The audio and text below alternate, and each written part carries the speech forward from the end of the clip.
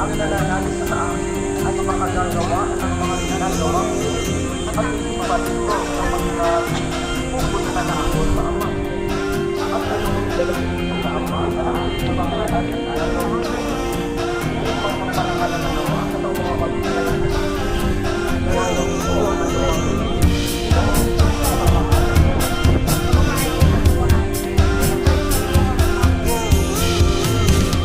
Ang mabuting balita ng Panginoon.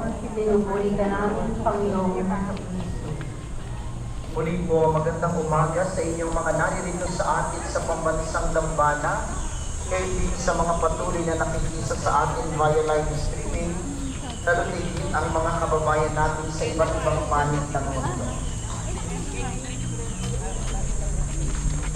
Taas po ang kamay ng first time sa kanyang buhay sumimba. First time sumimba. Yung simula nung ipanganak, ngayon lang nakasimba. Wala. Yung first time dito sa pambansang Dambana, mga unang beses nakabisita dito. First time ko po. First time. Taas ang kamay nung linggo-linggo na simba. Bye. Dito? Hindi. Wala rin. Kailan kayo nasimba? Pag Pasko laang? Ang amin ang mahal sa mabuting balita, parang may kaunting himutok ang Panginoon. Kumbaga sa ating salita ay medyo naiinis na kaunti. Bakit? Sabi ni Felipe, si Felipe isa sa 12 alagad na halos 3 taong kasama ni Jesus. Sabi ni Felipe, ipakita mo sa amin ang Ama at masisiyahan na kami. Oh, basta dito lang naman. Sabi ni Jesus, matagal na ninyo akong kasama, Felipe. Hindi yata't hindi mo pa ako nakikilala. Kumbaga, sinasabi sa atin ngayon ni Jesus, linggo-linggo ka nang nasimba, parang hindi mo ako kilala. Tuwing Sabado kang nasa Padre Pio sa Hilig Mas, parang hindi mo ako kilala. Araw-araw kang nagro-rosaryo, parang hindi mo ako kilala. Madre ka pa naman, parang hindi mo ako kilala. Pare ka pa naman, nagseserve ka pa naman sa simbahan, parang hindi mo ako kilala. Saang bagay tayo pwedeng tanungin ni Jesus na parang hindi natin siya nakikilala? Tiga po, kapag ikaw ay laging sumisimba, laging nagdadasal, laging nagro-rosaryo, paluhod-luhod ka pa, papikit-pikit ka, dapat ikaw ay nabait. Dahil dapat nababawasan ng iyong pagiging marites. Dahil dapat ikaw ay nababawasan ng katarayan. Nagdadasal ka diba? Linggo-linggo kang simba, kumunyon-kumunyon, luhod-luhod. Bakit masama ang ugali mo? Bakit bungangera ka pa din? Okay, tinanong asawa ng lalaki. Sabi sa iyo huwag tayo dito sa bimba Bakit? At yun ang tanong ni Jesus. Di nga at hindi nyo pa ako kilala, ay lagi kayong nagdadasal sa akin. Yun ang nakakatakot. Kung kayong mga pumupunta dito, nakikilala niyo si Padre Pio, gayong ang Panginoon hindi nyo nakikilala. Kasimba, lagi ka namang nagdadasal. Kalaki naman ang ibinibigay mo sa simbahan. 4 pa nga ang ini-offer mong roses kanina. Ay bakit ikay napakataray pa din? May pinapatamaan tayo. Bakit ikay napakadamot pa din? Bakit hindi mo pa rin mapatawad ang iyong kapitbahay? Bakit hindi mo pa rin pinapansin ang iyong ina? Bakit hindi mo pa rin pinapansin ang iyong kapatid? Yun ang tanong ni Jesus sa atin ngayon. Sapagkat sayang ang mga ginagawang ito, kung pag-uwi sa inyo, puno ka pa rin ng galit. Kung pag-uwi sa inyo, masama pa rin ang loob mo. Kung pag-uwi sa inyo, ayaw mo pa rin patawarin ang iyong chismosang kapitbahay. Kung pag-uwi sa inyo, lasinggero ka pa rin, bumangera ka pa rin. E di sayang. Panay ubunin na tabi ko. At yun ang paandala ni Jesus.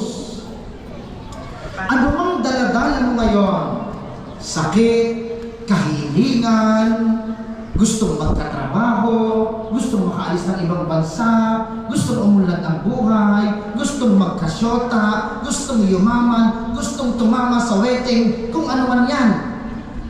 Lahat ng yan, makakamtan mo lamang kung si Jesus ay papapasukin mo sa iyong buhay. Kung sa pamamagitan ni Padre Pio, kung sa pamamagitan ng Mahal na Birhen, kung sa pamamagitan ng mga santo, mapapalapit ka kay Jesus. Yun lamang ang dahilan ng lahat ng ito. Sabi po ng Aral Batanggenyo, ang lokal na katisismo dito sa Batangas, number 169. Ang pangalang Jesus ay pagkakakilanlan at misyon ni Kristo. Pagkakakilanlan at misyon upang magligtas ng tao. Kaya ang kagalingan, ang kaligtasan, wala kang ibang makukunan kundi si Kristo, kundi si Jesus. At sana yun ang dahilan ng ating pagpunta sa kahit aling simbahan. Tuwing pupunta kayo sa mga simbahan, tuwing magdadasal kayo, tuwing kayo sisimba, naway si Kristo ang dahilan ng lahat ng ito. Alam niyo, nakakatawa. Magpapapicture kayo dito, tapos imamay day ninyo. Diba? Visited the National Shrine. Oh, sabihin ng inyong mga kaibigan, oh, galing mo. Nakapagdasal ka sa Padre Pio? Ay tanongin ang sarili, nagdasal ka o nagpapicture? Sapagkat ang lahat ng bagay na nangyayari sa atin, dapat si Kristo ang dahilan. At yun ang hilingin natin sa banal na misang ito. Kay Jesus na ating tatanggapin mamaya sa banal na komunyon, inyo pong ibulong sa Kanya. Panginoon, bigyan mo po ako ng isang pusong handa laging tumanggap at magpatuloy sa iyo upang sa aking